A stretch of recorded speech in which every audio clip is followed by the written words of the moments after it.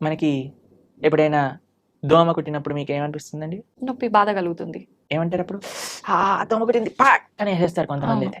"ఒరేయ్! ఆ దోమ ఎక్కడుందో పట్టుకొని రారా దాన్ని ఎలా అయినా చంపేయి." ఇప్పుడు బాటిల్ తీసుకొని ఏమంటారు మీరు యుద్ధానికి వెళ్ళినట్టు దోమల వెనకాల పడి దోమని చంపేస్తే ఇంత పెద్ద శరీరం నీది. అవును. ఇంత చిన్న దోమ, ఇంత చిన్న చీమ, చీమ కుడితే అబ్బో! చీమ కుట్టింది నీళ్లు పోసేయండి, చీమలన్నిటిని తీసేయండి, లక్ష్మణ్ రేఖ పెట్టేసేయండి.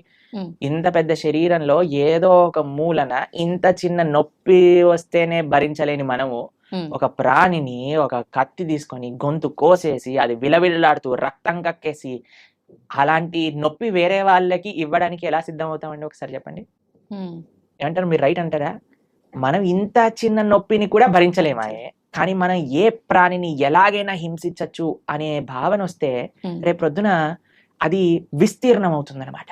వి బికమ్ హార్డ్ హార్టెడ్. ఇప్పుడు ఒక ప్రాణి కష్టాన్ని చూస్తూ మన మనసు చలించలేకపోయిందనుకోండి, రేపొద్దున ఇంకొక మనిషి కష్టాన్ని చూసి కూడా మనం చలించలేకపోతాం. నిజం ప్రభుజీ.